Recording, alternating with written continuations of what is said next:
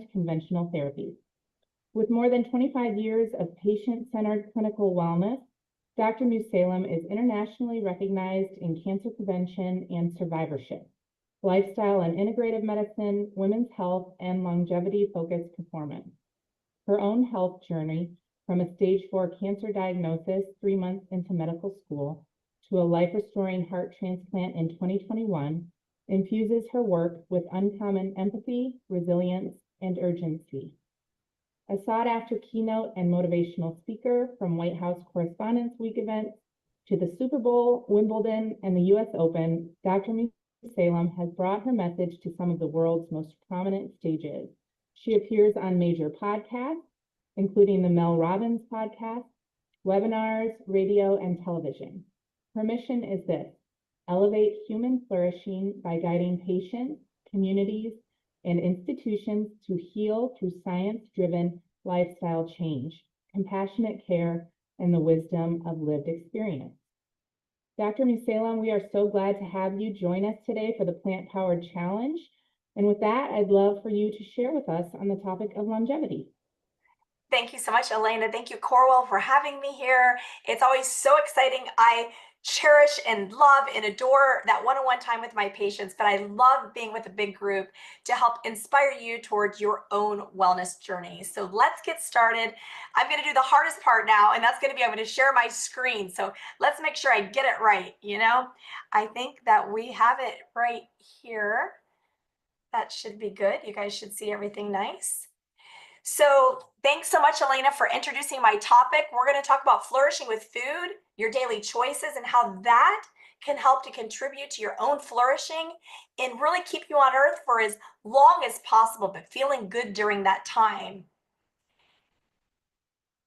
Here are my objectives. I don't know that we really need to spend time on this, but I'm going to kind of set forth the standard of our discussion based on blue zones and the power of 9. And then we're going to talk a little bit about what a suboptimal diet looks like and how we can transition to more of a healthy diet. And I'm going to use a case example of one of my own personal patients that I follow who has done a remarkable job onboarding with a whole food plant-based diet. Super exciting. And then we'll examine a little bit of that debate about animal protein versus plant protein, because I know that's something that when you're on social media, you're hearing all these mixed messages, and I'm here to try to set that straight for you. So, when it comes to aging, it's something we all have in common, right? And it's something that's actually on the trajectory, as we know, because of the baby boomer age. But this is what is so incredibly concerning. And as a physician, it's so important that we back everything we say in evidence and also fact check the things we hear, even when they're in evidence, to say, hey, is this really accurate? It sounds like an exaggeration. So I hear this statistic come across a very respected journal that was being presented to me. And I thought, there is no way this is accurate. That is too extreme. And what I heard was that 95% of adults over the age of 60, that's right, 95% of adults over the age of 60 have one chronic disease. And I didn't believe it. So I looked it up, and guess what? That is a fact today. And over 80% have 2 chronic diseases. We know that all adults in America, at least 60% have one chronic disease, 18 and over. And we know among kids, our children, about 40% of our kids have a chronic disease. And this is all driven by lifestyle. And you can see this image here. These are some of the numbers we see in individuals over 65 who are experiencing these health conditions that take away from feeling good as we age. And a lot of people would say, well, it's genetic. Well, guess what? What we've learned is that only 15 to 25% of aging is actually due to our genes. The rest is totally modifiable. It's within our own ability to change. And I think there's no better example than to talk about blue zones when it comes to healthy aging. So for those of you that don't know what blue zones are, it was founded by Dan Buettner. He teamed up with National Geographic, and basically they became the world's leading longevity researchers. They noticed that there were these areas around the world where people lived to be 100 years old. They flourished with very low levels of chronic disease. And they call these areas the blue zones. And it's kind of cute, actually, why they called it the blue zones. And it's because when they found these areas on their expeditions, they would use a blue Sharpie on the map to circle these areas. Okay, so these are the areas: Loma Linda, California, right here in the United States; Nicoya, Costa Rica; Sardinia, Italy; Icaria, Greece; and Okinawa, Japan. This here is the foundation by which the blue zones was set forth on. And you can see they're organized in that inner circle by 4 core fundamental qualities. The first is connect. They connect with a big community. They have this sense of belonging and love, and they're kind of in the right tribe. The next is they move. They move naturally. It's not that they're going to their closest LA Fitness, but they regularly move. Next, they have a really healthy outlook psychologically. They live a life of deep meaning and purpose. And at the end of the day, they always what they call downshift. They take a break at the end of the day to be with their loved ones. And the last portion of that area of focus within the qualities of the blue zones is, guess what? It's the food is medicine. It's the eat wisely. So they have this plant slant, or this whole food, plant predominant eating pattern, and they have this 80% rule where they stop eating once they're 80% full. I want to just point out the Okinawa blue zones because I am a women's health specialist, and so it's pretty cool because in Okinawa, it's the world's highest concentration of female centenarians. And their diet is about 98% whole food plant-based. It's really composed of tofu and melons, and my favorite food in the world, purple sweet potatoes. They form these social groups, they call them moais, and they're committed to just protecting each other from any element of loneliness and making sure that everyone in the community has this beautiful sense of belonging. They have a deep sense of purpose, and this also protects them from any stressors that they experience. And the women in these societies are actually regarded as these spiritual leaders. They're actually put kind of on a pedestal. So this is one of my favorite photos of all time. At the American College of Lifestyle Medicine last year, Dan Buettner was doing a presentation, and what he shared is that this woman was sitting with her great, great, great granddaughter on her lap. Her name is Kamada-san. She's one of the spiritual leaders in the village in Okinawa. And they asked her, how does it feel? And how she responded, this gives me goosebumps. It feels like leaping into heaven. And I think this is truly the embodiment of what we want, right? Healthy aging is to age to the point that when we're older, we can enjoy the bliss of life. And here's just another little snapshot of what that Okinawa diet looks like. Again, they really emphasize those root vegetables, lots of color with green and yellow vegetables also. They lean in on those soybean-based foods, tofu, edamame. They like the seaweeds and algae. They get teas with a lot of polyphenols as their beverage. And they use some various medicinal plants like bitter melon. They really enrich their diet with lots of different spices. And we know spices and variety can be a very healthy, not just medicinal thing, but also really good for the gut microbiome. And we'll talk about that as our talk goes on. The real interesting thing in the Okinawa diet is they do get a little bit of animal protein, but it's minuscule. It's more just for little flavors or special occasions. Less than 1% of the diet comes from fish, less than 1% meat, less than 1% egg and dairy. And the one feature, again, is they stop eating when they're 80% full. I don't think I could give a talk without giving a picture of my favorite food. These are these purple sweet potatoes, and there in Japan is how it came to be that these sweet potatoes kind of got brought to our awareness. But what's really cool is these purple sweet potatoes have 150% more anthocyanins. Those are the powerful antioxidants that we find in berries that we know are so good for us. And these purple sweet potatoes have even more. They're really rich in vitamin A and vitamin C and other fine vitamins and minerals. So that's Okinawa, but what about the United States? And the Journal of the American Medical Association reported in 2022 that our diet in the United States is the leading cause of death in America. This is what contributes to heart disease, to cancers, to stroke, to diabetes. And so we know we have to start focusing on food. And I think there's no better way to do that than to share a patient example. So this was a patient of mine. I first saw her 2 years ago. Her name's Rachel. She came in to see me at Mayo Clinic for breast cancer risk assessment and how could she reduce her risk of breast cancer because her sister was just diagnosed and she was really scared. I see this all too often though. So she comes in, she's very worried about breast cancer. But what I found to be so interesting was she really was not too concerned about all these other chronic diseases she was struggling with. She was obese. She had gained 60 pounds since she was 30 years old. A lot of this is going to sound common, right? This is things that a lot of our family members or we ourselves are struggling with. She's a type 2 diabetic. Her hemoglobin A1C is 6.7 on 2 medications. She has high cholesterol, both her LDL and triglycerides lowering medication called a statin for that.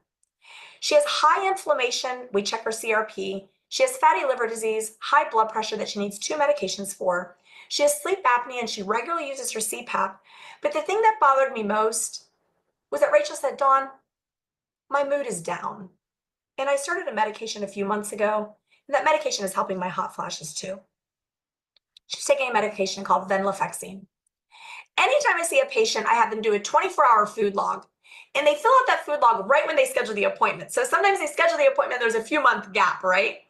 So this is the food log she provided, and you can see it's loaded with ultra-processed food and just fast foods and sugars and preservatives and not a healthy diet. Very few vegetables and fruits on here and essentially no fiber.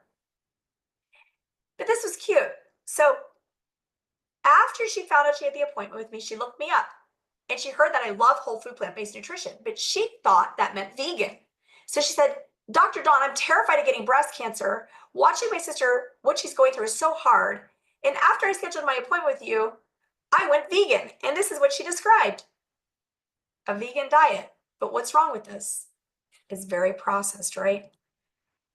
So I thought an appropriate study to share with her was this one. So this study, though it's specific to breast cancer, it kind of illuminates the fact that we want to be careful that we're vegan. We really want to focus more on whole food. That's the most important thing I want you to take home from today's conversation. And what this study did is 65,000 French women followed for 20 years. And they looked at a plant-based diet. And they compared those individuals on a healthy plant-based diet compared to an unhealthy plant-based diet. And those on the healthy plant-based diet had a 14% lower risk of breast cancer. And those on the unhealthy plant-based diet had a 20% increased risk of breast cancer. And when it comes to those unhealthy processed foods, whether they're plant-based or animal-based, they're just not healthy. But this is the problem, is 60% of the adult American diet comes from ultra-processed foods. 67% of our kids' diet is ultra-processed foods. We have more than 26,000 unique chemicals in the American diet. And if we're to go in a grocery store, 73% of all food made today is ultra-processed. And this is what it looks like, right? How do we know what foods are ultra-processed? This is what I share with my patients. You look at that label. If there's ingredients on that label that you couldn't otherwise bring in your home to make the food yourself, we should leave it at the grocery store. Okay? I highlighted a few of these ingredients for you. Really concerning. Another thing is ingredients shouldn't be this long on any label, right? Too many ingredients there. So we would leave this product on the shelf. We would not want to bring this home. So let's talk a little bit more about ultra-processed foods. This was an interesting study done out of the UK, and they looked at the total weight of ultra-processed foods that the individuals were consuming. And what they found is that every 10 percentage point increase in ultra-processed food above this baseline resulted in individuals actually dying from cancer. A 16% increased risk of dying from breast cancer, and a 30% increased risk of dying from ovary cancer. But we found that any ultra-processed food consumption did have this link of an increased risk of cancer. So of course, being a cancer specialist, this is concerning. And so we asked ourselves, why? Well, one reason why is when you're eating this fake food, you're weeding out the ability to get the healthy food. The next reason why is this food is really destructive for the gut microbiome. Those are all those organisms in our GI tract that help to sustain our immune system, help to sustain our overall vitality. And the last is these chemicals themselves in the ultra-processed food we're now learning are harmful in and of themselves. That really shouldn't be a surprise, but the research is showing us just that. This is another really important study. This study was published in 2024. It was 92,000 individuals, again, from that French cohort. They followed them for almost 7 years. And what they found is that there was an increased risk of certain cancers, in particular with mono and diglycerides. When I shared that label a few slides back, mono and diglycerides were in that ingredient list. And what they found is that those individuals that had the most mono and diglycerides compared to those that had the least over that near 7-year period, those with the most had an increased risk of cancer by about 15%, 24% increased risk in breast cancer, and a 46% increased risk of prostate cancer. Carrageenan is another filler that was linked to a 32% increased risk of breast cancer. I want to just give you a snapshot of when it comes to mono and diglycerides, how commonly we find this in foods, including some of the favorite vegan foods folks go and buy in their effort to be healthy. So we want to try to make the foods at home and more whole food in nature. And it's not just cancer. We find that these ultra-processed foods are also linked to chronic diseases, all those diseases that Rachel had, right? So we find those ultra-processed foods have been linked to diabetes, hypertension, high cholesterol, and obesity. And this is a very large study, so important. So often you're on social media, you hear these claims, they talk about a study. The question we want to ask ourselves is, first of all, was this study even done in humans, number one? And if it was done in humans, how many humans? This particular study was a review of the data, and it was included over 4 million person years. Massive study to give us this information. It doesn't take a lot of intelligence to really know that ultra-processed food would be bad. It's almost common sense, right? I sometimes joke, I kind of say, you probably don't even need to listen to me today. You could probably just think back, what did my great-grandmother eat, right? That's how we want to eat. We want to go back to the basics. So my number one take home for you today is this. Avoid ultra-processed foods, including added sugar. And I like to be a little silly with this, but if your grandma wouldn't recognize it, your body won't either. Here's a few quick take homes. You want to choose that short ingredient list. Okay, be real careful with breads and tortillas. That's one of the areas I always see those mono and diglycerides. When you get nut butters, make sure you look at your peanut butter label. Make sure they're not adding extra oil in there or other bad ingredients. When it comes to dairy-free plant milks and creamers, oh boy, you gotta look at the ingredient list. Listen, I'm here to tell you, eating plant-based food doesn't need to be more expensive, but it's gonna take you more time. And this is us showing up for ourselves because we love ourselves and we wanna feel better, okay? When it comes to sweets, one of the best sweets you can get is just some dark chocolate. When it comes to pastries and different candy, a lot of times those different coatings are gonna be things that get us into trouble. And when possible, cook from scratch rather than buying things in a package. Now let's talk about some dietary patterns. And this is truly one of my top 3 favorite studies of all time. And this was published last year. It's kind of hot off the press. What this study asked was, what is the dietary pattern for healthy aging, right? And I bet you guys could already answer this question, but before we go to the answer, we want to ask how many people were in this study? Over 100,000 individuals, 66% women, the rest were men. There was almost 3 million person years in this study, and they followed these individuals over 30 years.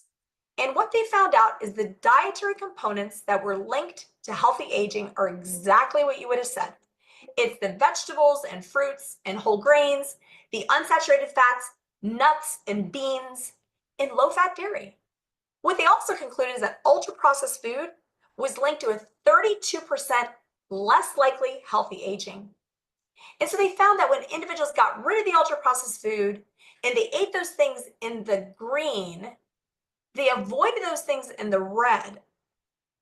They got rid of those fake foods, sodium, sugar, red meat, processed meat, that the healthy aging was more likely 86% of the time. That is a powerful study to see that large of a number, okay? So let's go back to Rachel, because her question to me was, Dr. Dawn, how can I lower my risk of breast cancer? Here's an awesome study. This is super easy. This was out of the Women's Health Initiative, almost 50,000 women, and they followed them with an intervention that they said, we want to take your standard American diet that's high fat to a lower fat diet of 20% fat. So they lowered the fat from 32% to 20%. Okay, not that difficult. And they basically just said, we want you to eat more vegetables and fruit and whole grain. They followed these individuals for 19.6 years. And what they found at that 19, almost 20-year follow-up is that there was a reduced risk of these women dying from breast cancer by 21%. And that is really powerful because in my clinic, as a physician who works with women both with breast cancer and high risks of breast cancer, there's nothing we can do medically for breast cancer prevention when it comes to a pill that will keep those women on earth longer. Okay, it could reduce the risk of breast cancer with some of the pills we use, but it doesn't reduce the risk of dying from breast cancer.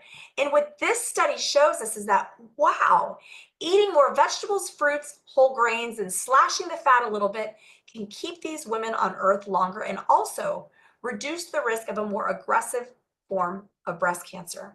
And it went beyond just breast cancer. They also showed that it reduced the risk of dying from any cause by 15%. So really powerful study because it was a really easy thing to do. They weren't asking for a dramatic change. So I think that's very inspiring. And of course, Rachel said, well, what about my sister? I'm on all these Facebook groups and people keep saying, do the keto diet. And she said, I also see a lot about the carnivore diet. It's just so confusing. Should I focus more on plant-based like you're saying? But there's a lot of other people saying something totally different, right? And you may be feeling that same way yourself. So I went to Open Evidence and I asked the question for you. Open Evidence is the database myself as a physician, doctors at Harvard, and top medical centers across the country have access to do these sorts of questions and research. So I put in provide long-term studies showing carnivore diet benefit. And this was the result. There are no long-term studies in medical literature that demonstrate the benefits of a carnivore diet as a distinct dietary pattern. So there we go. We can go to the next slide. There's no long-term benefit. We're never looking for a short fix. We're looking to optimize your life throughout your life cycle. The next thing was, what about a keto diet, right? So the keto diet, what it told me was there is limited evidence from long-term human studies demonstrating an overall survival benefit of a ketogenic diet. And so bottom line, carnivore and keto, we really don't know long-term safety of either of those. But what we hear is, man, people feel better when they do a carnivore diet and a keto diet. They feel better. Why is that? And we call this the feel better effect. And you know why? It's because they're getting rid of the ultra processed foods. It's not from the extreme restriction. So I think that's a really fun take home point. And it's one that can make you the fun person at the next party you're at, maybe when this conversation comes up, because all too often it seems like this is the center of conversation anywhere you go, especially if there's a doctor in the room. It's going to become part of the conversation. So here we go. This is what I get excited about. You ready? So provide long-term studies showing plant-based diet benefit. Incredible. Plant-based diets are associated with an overall survival benefit. In fact, there was a 10 to 20% reduction in dying from any cause in multiple studies and meta-analyses. The other cool thing is this just wasn't about one population. It was a diverse population of individuals, including individuals that were Black, from low-income Americans, as well as US veterans and European cohorts. So that's cool. And the quality of the study matters. And what we found out is that survival benefit was strongest when the plant-based diets were rich in these minimally processed foods, nutrient-dense foods, not just from animal products that were low. And what that means is the vegan diet, if it's poor quality, it doesn't show to have this benefit as much as a healthy, whole food, plant-based diet. And again, we see that this is the path to healthy aging. Dr. Urvi Shah and Neil Inger have done some really powerful work in terms of doing the reviews for cancer patients. And they did this beautiful study to answer this question specifically for cancer patients. And their conclusion in their paper was, yes, a whole food plant-based diet is the best diet to reduce the risk of cancer and to improve metabolic health for cancer survivors.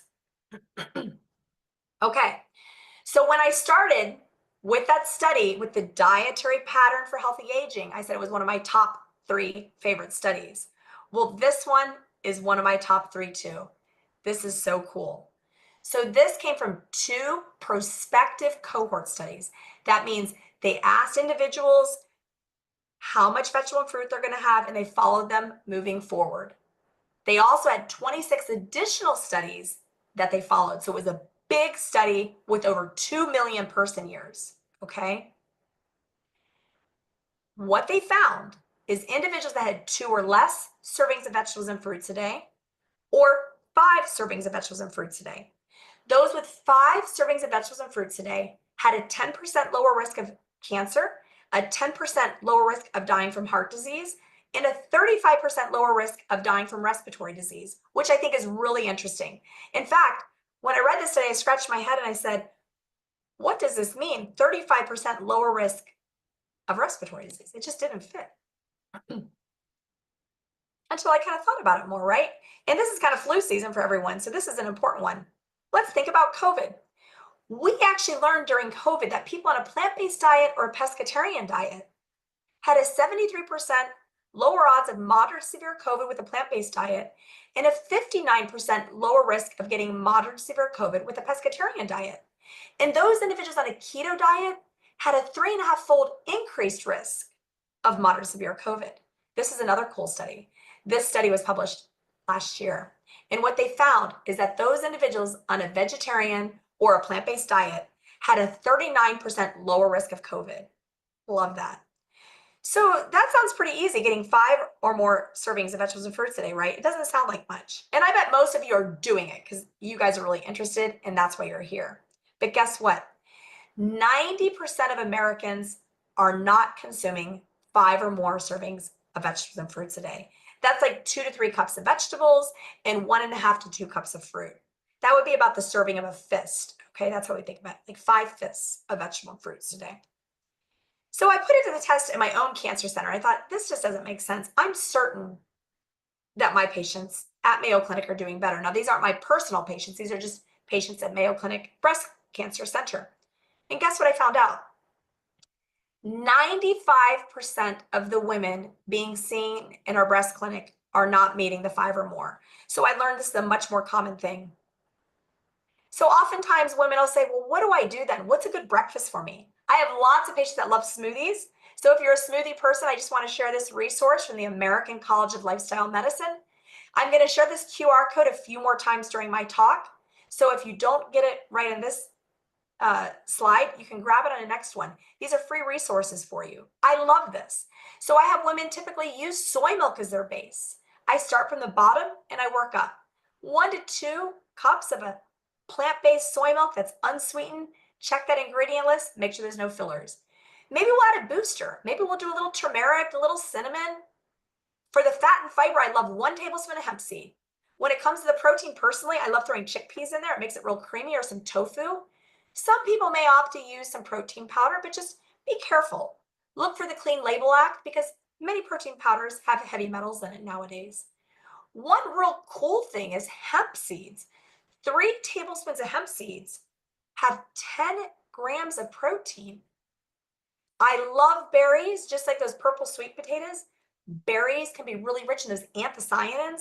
So I always tell women, let's get 1 cup of frozen berries thrown in that smoothie, and then green leafy vegetables. Take 2 big handfuls of green leafy vegetables, throw it in that smoothie. It's a great way to start your day, or you can have it as a snack sometime in the middle of your day.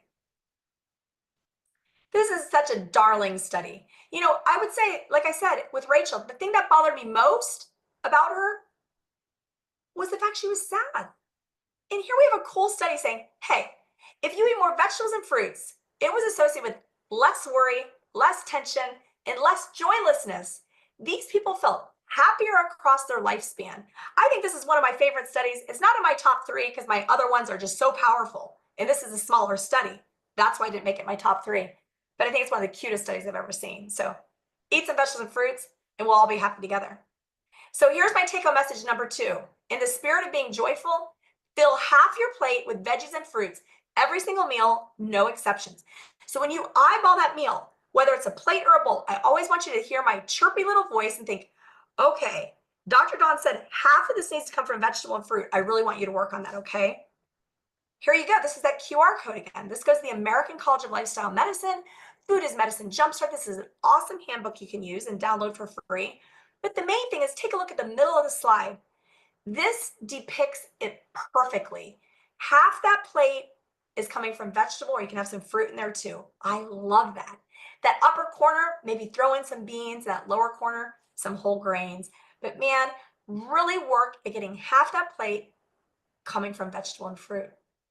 So what is it in those vegetables and fruits that are so magical, right? Well, there's vitamins and there's minerals and these phytonutrients that are like phytochemicals that fight disease and help to power up the body. But guess what? The other part of magic in those vegetables and fruits is fiber. All right, I probably should say I have 4 favorite studies because I think I have 4 today, but this is the coolest study I've ever seen. 17 million individuals were in this study. It was called an umbrella review of 33 studies. And what they showed is there was class 1 evidence. That's the strongest evidence we have in medicine, that fiber had the ability to lower the risk of dying from heart disease by 28%, lowered the risk of pancreas cancer, lowered the risk of diverticular disease. It also lowered the risk of dying from any cause and chronic diseases overall. There was another fiber study published last year that showed it reduced body weight, improved blood sugar control, lowered insulin, and helped cholesterol. And then, of course, being the cancer specialist, the third study showed a 22% lower risk of cancer being diagnosed and a 17% lower risk of dying from cancer. So fiber, fiber, fiber. Sounds easy, but guess what? The statistic is just as bad as the vegetable and fruit. 91% of women don't get enough. 95% of men don't get enough. The average American is getting about 17 grams a day. Gals, we want you to get about 30, 35 grams a day. Men, we want you to get 35 to 38 grams a day. So what we find is people doing a really good job on their whole food plant-based diet are getting about 40 grams a day. So let's just raise the bar and make 40 our goal. How does that sound? So this is how I have my patients do it. I spend a lot of time in the grocery store looking at these labels. My patients do too, and they learn to enjoy it. They really find joy in it. The first thing I want folks to do is look at that label and try to find a fiber source that has at least 3 grams of fiber. That's really good. If it has 5 grams of fiber, that's amazing. And you can see here that 3 gram, this is sprouted bread. I love sprouted bread. And then I think it's great if folks want to take some avocado and lemon juice, some garlic, put some microgreens and to boost the protein, sprinkle some hemp seeds on top. This is totally delicious. Okay, look at this. You're going to get 13.5 grams of fiber in this meal and 16 grams of protein. Who would guess, right? Plant-based. Awesome. And that sprouted bread is a complete protein. Here's another one of my favorite meals. Again, we're going to look at the fiber. We always want that fiber gram on any label to hit at least 3 grams. Let's always get to the minimum. Okay, 3 grams is the minimum on those labels. This is 4 grams of fiber. This is a sprouted oatmeal. And this is one of the other breakfasts I love for my patients because I can really boost the protein if it's someone I need to get more protein. So you do a half a cup of those sprouted oats, 1 tablespoon of flaxseed, do your 1 cup of soy milk, a cup of frozen berries, maybe sprinkle a few walnuts. Let's throw in those 3 tablespoons of hemp seeds to give you that 10 grams of protein. I love cinnamon. And I really like the Ceylon cinnamon because we believe there's a little less coumarin in it, which is a little bit of a heavy metal product that we don't want people to get. So I say Ceylon cinnamon. Do a teaspoon. It helps to regulate blood sugar. And if you want a little bit of a sweetness to this, go and use some stevia leaf extract or monk fruit. Or if you would rather use something like maple syrup or honey, feel free to do that. Dairy gets a lot of question, right? This comes from the American Institute for Cancer Research. We know all cancers may have an increased risk with the consumption of too much cheese, butter, and whole milk. We know that prostate cancer and ovarian cancer do have links to increased cancer risk with overconsumption of dairy products. When we look at colorectal cancer and breast cancer, it gets a little bit more mixed though. It's a very, very interesting finding. And we know that it's likely not the dairy itself that's giving the protection. It's probably just the calcium. And you know you can get the calcium from your plant products. Excuse me. So let's go back to that study that was right in the very beginning of our talk. We talked about the optimal dietary pattern for healthy aging. And it did talk that low-fat dairy in moderation, like a vegetarian diet, can be part of a healthy dietary pattern. So I think here with my patients, a lot of them enjoy occasionally some low-fat yogurt, okay? Or maybe some goat kefir. I myself personally do a whole food plant-based diet. I opt not to do dairy, and I don't need to. So you may opt to be more like me, or you may want a little more flexibility in your diet. And we have research to show that it's reasonable if you want to have a serving of dairy a day. The definition of low fat, moderate consumption would be like one yogurt a day. Here's another fun fact from the American College of Lifestyle Medicine showing us that sure, you can certainly get calcium in your food. Your green leafy vegetables, soybeans, and even some of the plant milks are fortified with calcium if you're okay with fortified food. But I have a really fun slide for you next. Here you go. Take a screenshot of this one, okay? This gives you all those milligrams of calcium. You can add it up yourself. So this is what I invite my patients to do. And I really want my patients to be really involved in their health. The goal calcium for a menopausal woman or for a man over the age of 71, men over the age of 50, your goal is going to be about 1,000 milligrams of calcium. So let's just say that our goal for uses of this calculation is 1,200 milligrams a day of calcium. I really want folks to get that from food, but sometimes it's hard to get it from food alone. So if someone is getting about 700 milligrams from their food, they're about 500 milligrams shy of that 1,200 milligram goal if this is a postmenopausal woman like Rachel. So I would have her add a 500 milligram calcium citrate supplement. If you're only taking 500 milligrams, you can do it in one dose. If you need to take more, you need to split it up. Your body typically only absorbs 500 milligrams. I take time for this slide because all too often I hear doctors telling patients, take 1,200 milligrams of calcium. And the truth is we would rather you get it from nutrition if your nutrition naturally fits that. If it doesn't, then you take the remaining amount you need as a supplement. I have my patients once a month write everything they eat, write the milligrams of calcium, add it up, and do this calculation. Chat GPT, which is an AI, can help you with this too, and even help you with the calculation. So what about red and processed meat? Well, processed meat is a group 1 carcinogen. That's right, it's linked to cancer in the same category as cigarettes and arsenic. Not good. We have no room for processed meat in a healthy diet. It's linked to 34,000 cancer deaths each year worldwide because of diets high in processed meat. And red meat, well, it's a probable group 2 carcinogen, likely also linked to cancer. And these are some of the reasons why. One of the key reasons is when we heat up that meat, it creates these compounds from the meat muscle itself, that creatinine. It causes these heterocyclic amines and these polycyclic aromatic hydrocarbons, and that's what's strongly linked to that colon cancer. There's this other compound called Nu-5GC, and it's really inflammatory. And we know it creates this immune response and inflammation, and we think that's also linked to cancer and other inflammatory like autoimmune diseases. Heme iron is very oxidative. When we think we take antioxidants, okay, we want to take more fruits and vegetables, and a lot of people take antioxidants as a supplement. They're taking an antioxidant to get rid of oxidation. But we know heme iron in the red meat drives oxidation. It's actually making it worse. So it doesn't make sense to be taking antioxidants only to be driving the process and working against it.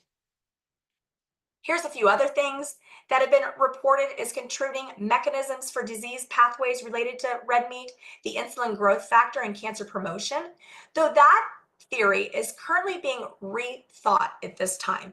There was a recent publication that's making us scratch our heads on this a little bit to further understand insulin growth factor from meat and the consistent link with cancer formation. It seems we may need to go back to the science a little bit more to understand this one, so I want to be very fair to that speaking point. Beyond that, we know that there's oxidized molecules. We know that there's this TMAO in some people in their actual gut, that when they eat meat, there is an element in the meat called carnitine, also things like choline. And when we eat the meat, the gut microbiome in people that have this molecule called TMAO is what causes the cardiovascular plaque in our arteries. So that's how there's this link with red meat consumption and heart disease. There's this also concern that, okay, what are the animals eating? Are the animals eating like GMO or genetically modified foods? Are the animals eating foods with pesticides and herbicides?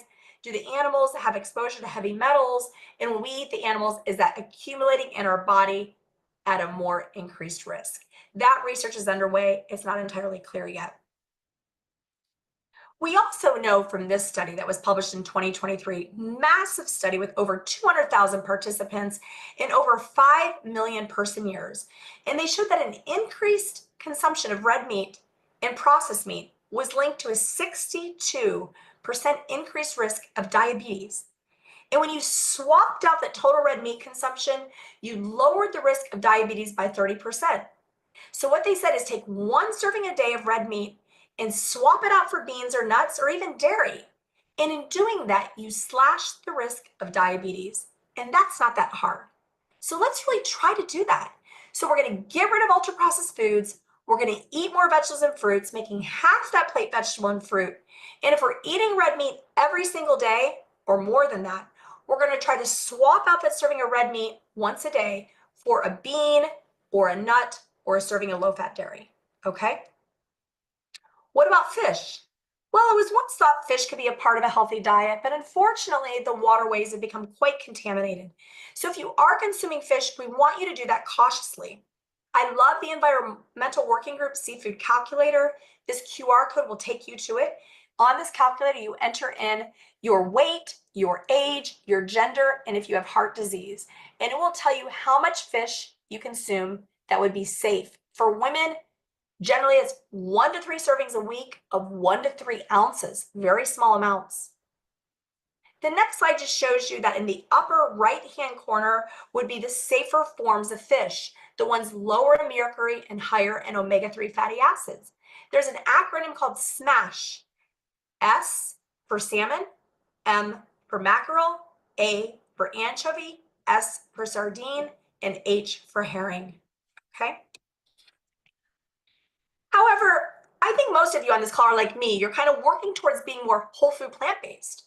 We know the average American has a significant amount of omega-3 deficiencies. The goal of omega-3 in the blood is over 8%, but about 40% of Americans are less than 4%. And even more concerningly, is about 66% of vegans or people on a whole food plant-based diet have an omega-3 deficiency that's less than 4 also. So I want you really to pay attention to this slide. This is why I always want my patients to try to get 1 tablespoon of ground flaxseed a day, or a tablespoon of chia seeds, or 3 tablespoons of hemp seeds. If they're not doing one of those things, you don't need to do all 3 of it. If you're not doing one of those things, then try to get 7 walnuts a day. So try to get that alpha-linolenic acid to support your body's need, okay? Next would be in terms of EPA and DHA. We want you to get both the alpha-linolenic acid, but also the EPA and DHA. We now know in a recent study of vegans showing that there is this concern for deficiency. So if you are not consuming fish, I do want to invite any patient that I follow, please ask your doctor, but I do want my patients to rely on an algae supplement, 200 to 500 milligrams of a combined EPA and DHA. It is not reliable enough to rely on seaweed that would be like from kelp or spirulina or chlorella to get that consistent omega-3 with DHA. So I really want you to be cautious with this because it pertains to your brain health, okay? Another one of my really favorite studies, this came from the NIH AARP study, so the National Institutes for Health, over 6 million person years. And again, it's just driving home this awesome message that, man, when we flip out plant protein, we're contributing to healthy aging. So neat. And so this study helps me to answer the question that some of you may have about eggs. And what it showed us is that, yes, when you replace plant protein for egg protein, you reduce dying from any cause if you're a man by 24% and 21% if you're a woman. So let's think about it. If you have scrambled eggs every single day. Let's take half of those days and maybe do a tofu scramble. Okay? So we want to work on that. And you can see here these other swaps, right? Trying to substitute plant protein for red meat protein, reduce the risk of dying from any cause by 13% in men, 15% in women. We saw in that earlier study that remarkable reduction in diabetes. So it's really fun to see these studies. This is a really cool study, ladies. This one's really had a large proportion of women in this study. 50,000 individuals in the Nurses' Health Study. It was a little over 48,000. So we're gonna just round up and say 50,000, okay? They followed them for 30 years. The question they asked in this study was, what is the path to healthy aging for physical health, cognitive health, and emotional health? And what they found out is that the women who ate more plant protein had a 38% more likely healthy aging into their later years, physically, cognitively, and emotionally. Powerful study to show us that, listen, if you don't want to eat your red meat, if you don't want to eat chicken, if you don't want to eat fish, and if you don't want to eat dairy or eggs, you can absolutely age in a very healthy way. And this is how you do it. Another slide from the American College of Lifestyle Medicine, just giving you some of these swaps and what those grams of protein look like. But I know that you have this burning question, right? Like everyone kind of fights us on this. Can you get enough protein from plants? And is it enough? Is it effective? The answer is yes. From some of the leading exercise physiologists and scientists on muscle building, and these are carnivore people, they have now concluded that yes, plant protein can be just as effective as animal protein if a variety of plant foods are eaten. There's 9 essential amino acids, and they must come from food. In the olden days, when I was a little girl and a vegan, we were told when I was young, Dawn, you need to eat your bread with your peanut butter. Dawn, you need to do your rice with your beans. And my parents would kind of drive this home to me. We now know that that's not necessary. You don't need to do it all in the same meal. Think of your body like a bank. It's going to deposit the amino acids it needs to build muscle when it needs it, and it's going to withdraw the ones it needs to go ahead and start making that building process take place. Those amino acids are the building blocks for protein. There's 20 total, but 9 of them we must get from food, okay? What's really cool though is complete proteins is when you check the box on all 20 of those amino acids, and there's some plant proteins, just like animal proteins, that check that box. Soybeans, things like tofu, tempeh, soy milk, edamame, the mycoproteins, which I'm super excited about, more to come. When you go to your grocery store, you may see some of these novel food replacements. You read the ingredient list and it says mycoprotein. I wish I could see a raise of hands right now, but mycoprotein is mushroom. It's so cool, so healthy for you.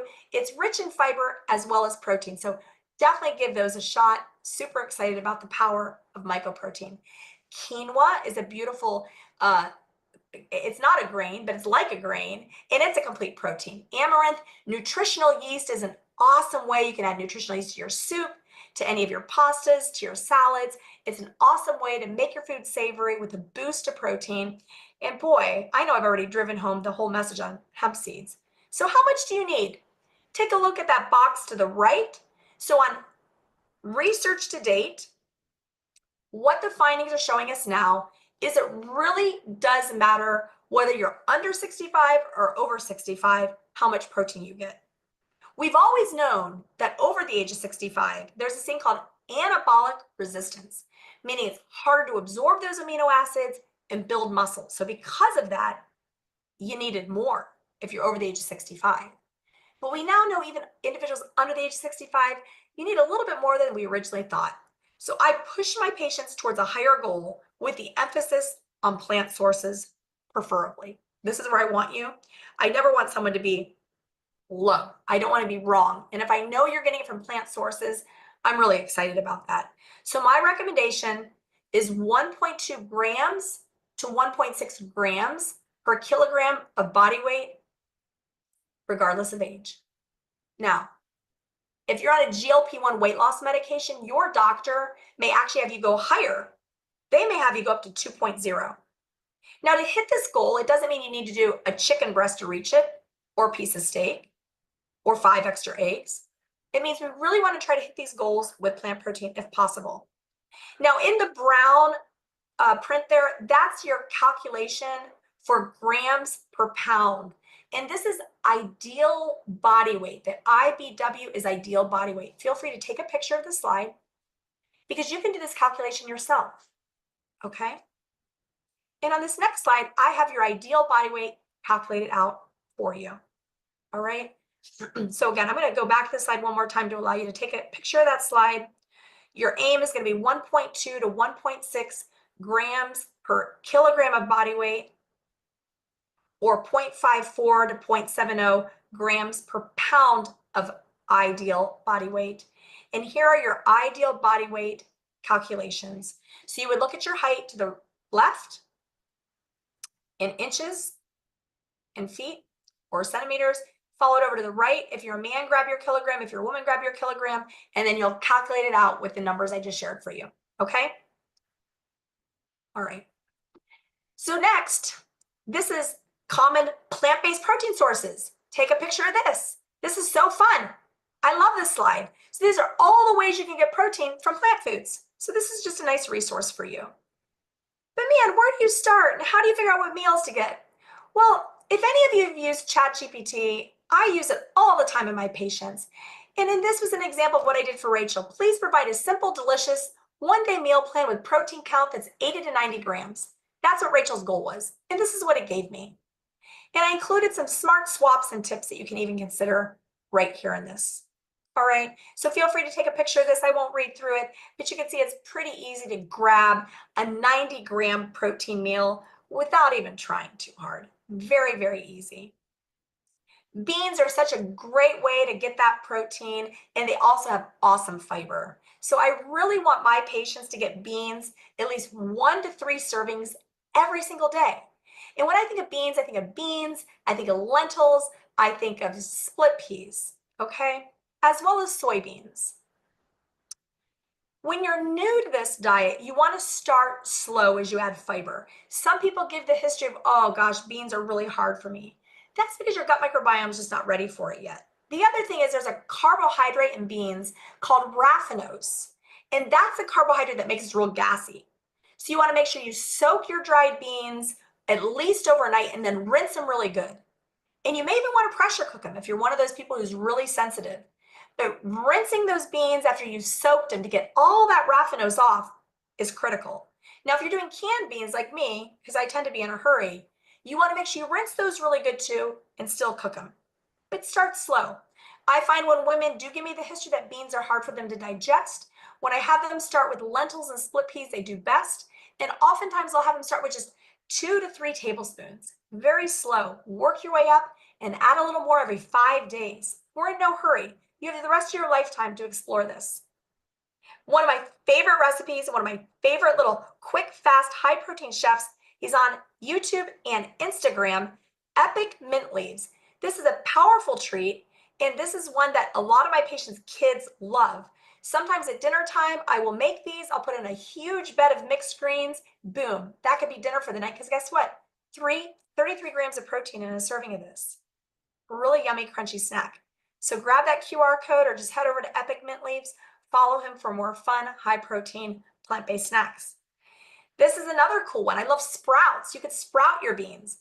This is a nice QR code that'll take you to a great podcast with Simon Hill, where he's interviewing a doctor, Dr. Fahey and Doug Evans, who talk about the power of sprouting. And this is a fun soup that even has lentil sprouts in it. So just another fun recipe for you. And I wanted to spend a moment to talk about soy, because soy is the biggest myth we have in plant-based nutrition. Soy does not cause cancer. That research was done in rodents, and we are not rodents. We are human beings that have notoriously, in every study, shown benefit with soy. For breast cancer, we know soy prevents the risk of dying from breast cancer, particularly when women have soy at a young age. Soy binds to estrogen receptor beta receptor, and that's the receptor that turns off proliferation in the breast, or can be considered as a tumor suppressor.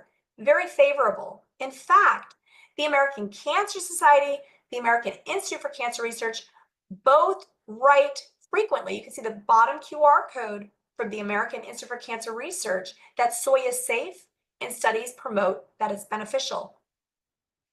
The American Cancer Society's update on nutrition and physical exercise after a cancer diagnosis in 2022 dedicated 3 paragraphs to soy and breast cancer. And there was a review of the data that actually showed that soy after breast cancer diagnosis may have the potential to lower the risk of breast cancer coming back, called breast cancer recurrence, by 25% in the women that consumed more versus those that avoided it. So I encourage my breast cancer patients to get 1 to 3 servings of soy a day. Men, it may reduce the risk of prostate cancer. There are some studies that suggest maybe even helps reduce the risk of lung cancer in non-smokers. And soy is amazing for the gut microbiome. More exciting tips on soy. There was this cool study by Dr. Neil Barnard. This was a small study, but man, in my clinical practice, I see this over and over and over again. The benefit of soy on hot flashes. And what it showed is that a half a cup of edamame with a plant-based diet reduced moderate to severe hot flashes by 88%. The women lost on average 8 pounds over 12 weeks. Their moods were better and they had improved libido. Super cool study. Another great resource on how to cook tofu is right here from T. Colin Campbell, Center for Nutrition Studies. This is a free resource, so do use it. I use it all the time for my patients. Some great tofu recipes, tofu dressings, and also how on earth do you cook the stuff? This is one of the recipes they have, and this is a favorite one that I always use at the holidays. So maybe next year you can use it at the holidays. But this is a fun one. You can put some pomegranate seeds on it. Those are those yummy Mary crackers. And this is one of the recipes when we do breast cancer retreats at Mayo Clinic that we prepare for the folks attending those retreats. Another way I onboard my patients is with the use of Be a Plant-Based Woman Warrior Cookbook in grain bowls. I love this idea of grain bowls. It gives you a lot of food variety and it's a lot of fun. You can follow them on YouTube. I really just want to share some of the resources that have helped my patients, and myself include, be onboarded to fun plant-based nutrition where you never get sick of eating the same thing each day because it's colorful, vibrant, and like so truly tasty.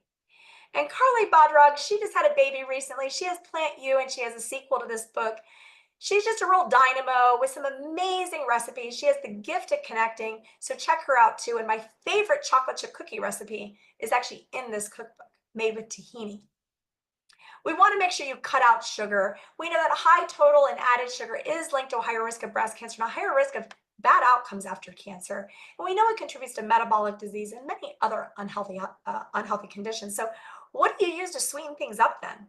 I am 100% green light with the use of stevia or monk fruit in my patients. This came out of Consumer Labs. This is a higher rated stevia and monk fruit products that do not have erythritol. So this would be a nice resource if you want a little sweetness without increasing blood sugar. And these are the sweeteners I recommend for my patients, in addition to allulose. Now, in my own personal cooking, I also use a lot of maple syrup and date paste, date syrup. Coffee is a common question I get, and we're finishing up here, but coffee is always linked to living longer on Earth. It's been linked to a lower cause of dying from any cause, lower risk of cardiovascular disease.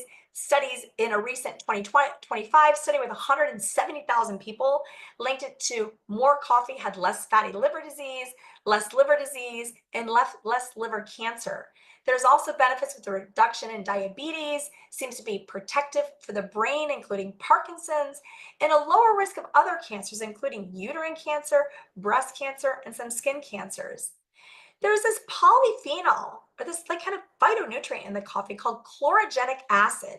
And what's so cool is if you put cow dairy in the coffee, you lower the body's ability to absorb that chlorogenic acid. So you want to use more of a plant milk if you like cream in your coffee. Try to remember not to put sugar. You want to avoid that. Use one of those sugar substitutes I just shared, the stevia, monk fruit, or even allulose. And what the studies typically show us is about 2 up to 4 cups a day, about 8 ounces. If you're sensitive to coffee, do the decaf. It appears the decaf gives you just as much benefit. And make sure you avoid that caffeine too late into the morning or early afternoon because it may keep you up at night. We don't want to do that. We know the gut microbiome is such a cornerstone of overall health, as I discussed earlier, for the immune system as well as the mood and beyond. The goal here is 30 or more different plant foods a week is going to give you the best gut microbiome, and throw in some fermented foods too. Over and over, talk after talk, I've had patients say, Dawn, can you give us a eat this, not that? So this is the dedication to every patient that's ever asked me that. But guess what? I think after today's talk, you probably have a pretty good idea on how to do this. You probably could have wrote this yourself, but feel free to take a screenshot. And I made a little mention earlier that, you know what? Eating healthy doesn't have to cost more. And we have research that shows us that when you shop smart, though eating smart, eating healthy is going to take you a little more time in the grocery store. Make that meaningful time because you're giving back to yourself. It doesn't have to cost more. And this JAMA Network Open study in 2023 showed us that it could save actually $500 a year, actually save money compared to more of a standard American or carnivore style diet. So let's go back to Rachel after 24 months. She lost 60 pounds. Her body mass index became normal. Her diabetes totally reversed off her metformin and off her oral agents. She was using some apple cider vinegar with her meals, and she brushed her teeth real good after. Her cholesterol normalized, her triglycerides normalized, and she used this natural compound called Indian gooseberry or amla fruit. She would use that twice a day, about 500 milligrams, to also help her cholesterol. Her fatty liver disease normalized with normal liver functions. She has normal blood pressure. She's off her CPAP. But the most beautiful thing was, and this gives me chills, she reestablished joy. And she no longer needed her venlafaxine because she said, guess what? My hot flashes are better with the soy foods. And her sister's doing amazing as well. And it's really cool because among the breast cancer patients I see that apply these healthy living lifestyles, there's this awesome DELCAP study, and it shows us, yeah, gosh, healthy living after breast cancer really matters. And healthy living after breast cancer can actually lower the risk of dying from any cause after breast cancer by almost 60%. And we know from the American Institute for Cancer Research breast cancer prevention studies that in terms of taking good care of your body to prevent cancer, those numbers are right on par. 50 to 60% breast cancer reduction in any breast cancer occurring in women who live healthier lifestyles.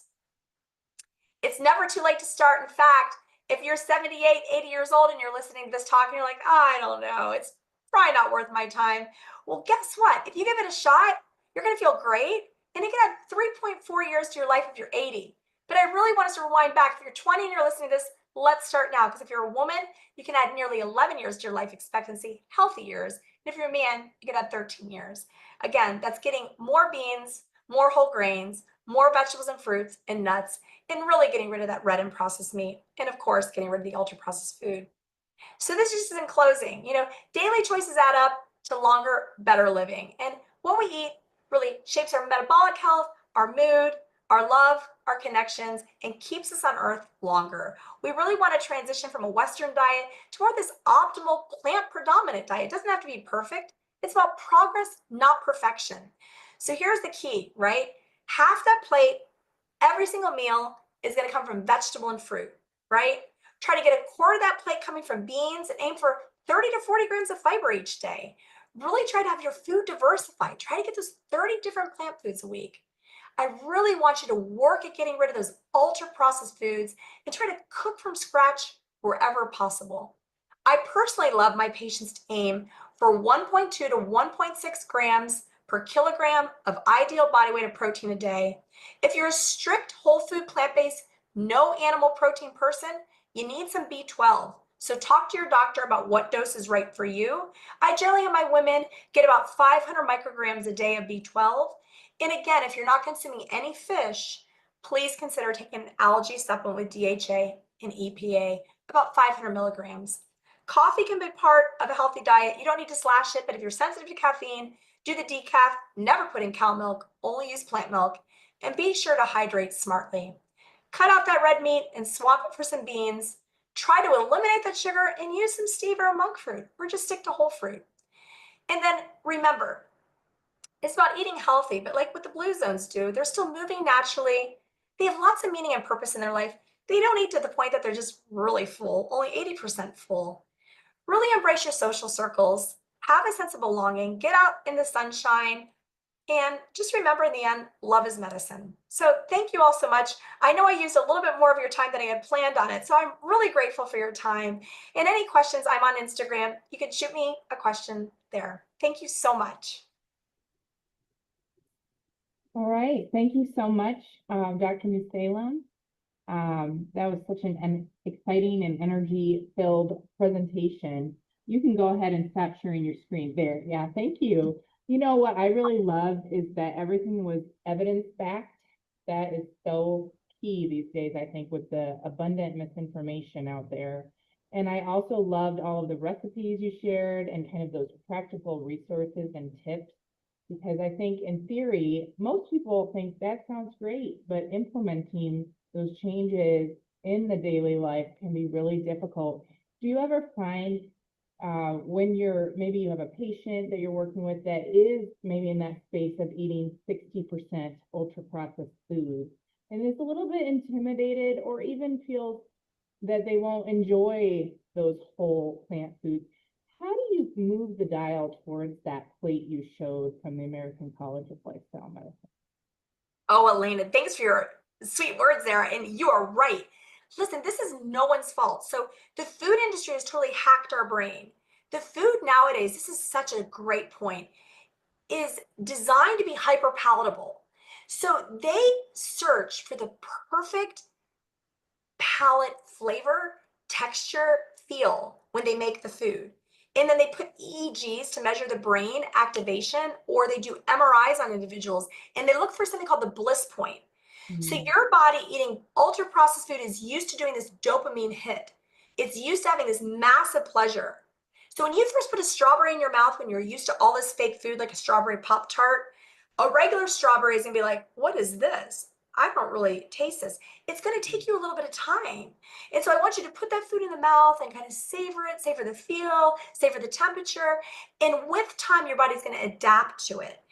And I find that my patients get so excited about the color of the food, the smell of the food, using the different spices. That's why I do share the stevia and Monkford if you need a little bit of sweetness to start off. But bottom line, this is a step in the right direction. Give yourself a few weeks, continue to explore the foods, the feel, the texture, the taste, and you will become accustomed to it. This is not your fault. This is what the food industry did, because it's kind of hacked your brain and your poor little body forgot what that little strawberry once used to taste like. So give yourself time. For some people that feel overwhelmed, I just have them start with one meal. Let's just start with breakfast. If you're not eating breakfast, start eating breakfast. I have a lot of people that want to fast, but breakfast is the most important meal of the day. So if you're really committed to fasting, try to still get that breakfast by 10 or 11 a.m. And maybe try one of those few breakfast ideas that I shared with you, or one of the ideas that Corwell brings to you. Great. My next question is regarding those that maybe already are living with a chronic illness or navigating a new challenging diagnosis, especially if they're feeling overwhelmed or that they're not going to be able to totally change their health trajectory through lifestyle alone. What guidance would you offer to help them feel more empowered and hopeful by what you've shared today, even if they can't totally go off all medications, for example, or totally change that health trajectory? I really love that. That's so important, and I'm a 25-year stage 4 cancer survivor. And so when they gave me my diagnosis, I knew I needed chemo, right? I needed that. As a heart transplant survivor, I take a lot of medications. I need those to be alive, but I support my vitality with conventional care. And that's why I know myself as a patient, I feel so good. That's not always the case with a lot of heart transplant patients or cancer survivors. They are kind of stuck in that side effect profile of what their medications are doing. But the cool thing, like Rachel, was she did have those medications that we were able with time to slowly bring her off of. And she just had such satisfaction with that. But I have many women that aren't able to get off their blood pressure medications, or they weren't able to get off their cholesterol medication, and that's okay.